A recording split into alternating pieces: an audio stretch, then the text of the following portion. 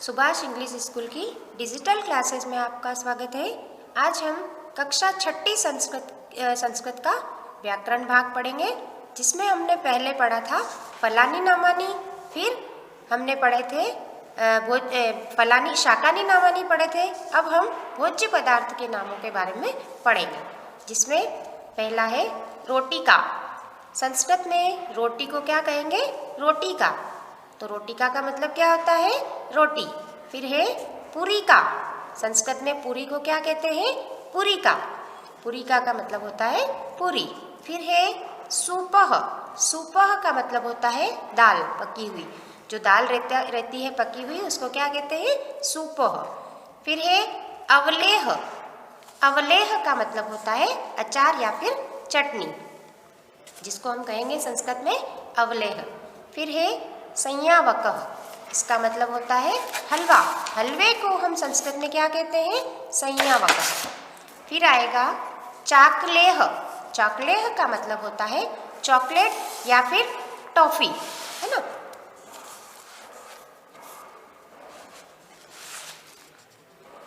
फिर है मिष्ठानम। मिष्ठानम का मतलब होता है मिठाई। मिठाई को संस्कृत में क्या कहते हैं? मिष्ठानम। फिर है परोठिका। परोठिका का मतलब होता है पराठा। पराठे को संस्कृत में क्या कहते हैं? परोठिका। फिर आएगी शाकम। शाकम मतलब सब्जी जो रहती है, उसको संस्कृत में कहेंगे शाकम। फिर है ओदनम। ओदनम का मतलब होता है भात, है ना। जिस चावल को क्या कहते हैं हम? भात। उसी तरह से ओदनम कहते हैं चावल को संस्कृत में। फिर है शंसकुली। तो इसका मतलब होता है कचौड़ी। कचौड़ी को क्या कहेंगे? शंसकुली। फिर है सुपिष्टम। सुपिष्टम का मतलब होता है बिस्किट। बिस्किट को संस्कृत में क्या कहेंगे? सुपिष्टम। फिर है दुग्धम। दुग्धम का मतलब दूध। दूध को क्या कहते हैं संस्कृत में? दुग्धम। फिर है रसगोलकम। रसगोलकम का मतलब होता है रसगुल्ला। रसगुल्ले को संस्कृत में क्या कहते हैं? रसगोलकम। उसी तरह से मोदकम। मोदकम का मतलब होता है लड्डू। लड्डू को क्या कहेंगे संस्कृत में? मोदकम। फिर है कुंडलीम। कुंडलीम का मतलब होता है जलेबी। और फिर उसके बाद है अमृतिम। अमृतिम का मतलब इमरती। इमरती को संस्कृत में कहेंगे अमृतिम। अभी हमने भोज्य पदार्थ के नामों के बारे में पढ़ा। अब हम दैनिक उपयोगी वस्तुओं के बारे में पढ़ेंगे। जो दैनिक उपयोग की जो वस्तुएं रहती है, उनके बारे में अब हम पढ़ेंगे, जिसमें स्नान फेनकम। स्नान फेनकम का मतलब होता है नहाने का साबुन, है ना। स्नान फेनकम किसको कहेंगे? नहाने के साबुन को। फिर है वस्त्र फेनकम। वस्त्र फेनकम। वस्त्र फेनकम मतलब कपड़े धोने का साबुन। कपड़े धोने के साबुन को क्या कहते हैं? वस्त्र फेनकम। फिर है दंत फेनकम। दंत फेनकम का मतलब होता है टूथपेस्ट। टूथपेस्ट को मतलब दांत साफ जिससे करते हैं हम, उसको क्या कहते हैं संस्कृत में? दंत फेनकम। फिर है व्यजनम। व्यजनम का मतलब होता है पंखा। पंखे को संस्कृत में क्या कहेंगे? व्यजनम। फिर है छत्रम। छत्रम का मतलब होता है छाता। छाते को संस्कृत में क्या कहते हैं? छत्रम। उसी तरह से ताले को संस्कृत में कहेंगे तालकम। फिर है सर्प। सर्प को हम क्या कहेंगे संस्कृत में? शाल चूर्णम। शाल चूर्णम का मतलब होता है सर्प। फिर है स्यूतः। स्यूतः का मतलब होता है थैला। थैले को संस्कृत में बोलेंगे स्यूतः। फिर है कर्तरी। कर्तरी का मतलब होता है कैंची। कैंची को क्या कहेंगे संस्कृत में? कर्तरी। फिर आएगा अग्निपेटिका। अग्निपेटिका का मतलब होता है माचिस। माचिस को संस्कृत में क्या कहेंगे? अग्निपेटिका।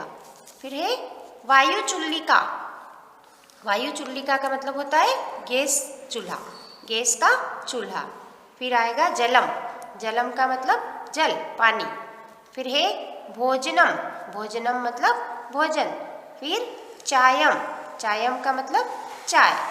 ये पढ़ा हमने दैनिक उपयोगी वस्तुओं के नाम, जो हम डेली यूज में काम में लेती है। ये सारी वस्तुएं दैनिक उपयोगी वस्तुएं होंगी।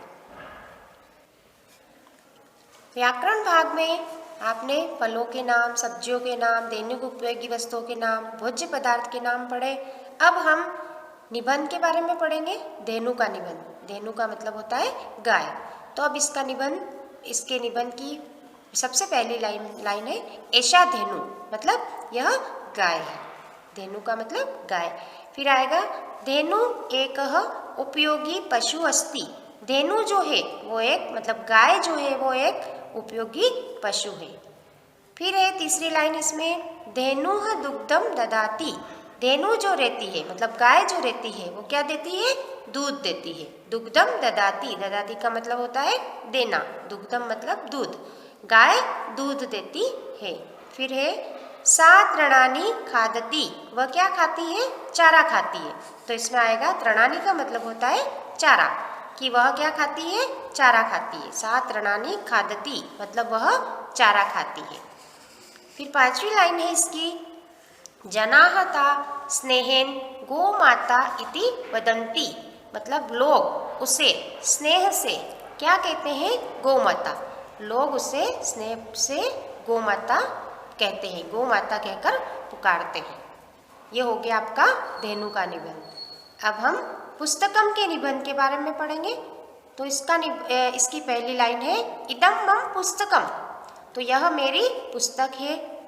दूसरी लाइन है इसकी, मम समीपे बहूनि पुस्तकानि सन्ति, मतलब मेरे पास में बहुत सारी पुस्तकें हैं। मम समीपे मतलब मेरे पास में, बहूनि का मतलब होता है बहुत सारी, पुस्तकानि मतलब मेरे पास में बहुत सारी पुस्तकें हैं।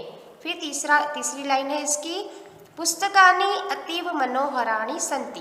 पुस्तकें जो है बहुत सुंदर होती है, अच्छी होती है, बहुत मनोहर होती है, तो पुस्तकानि अति मनोहराणि सन्ति।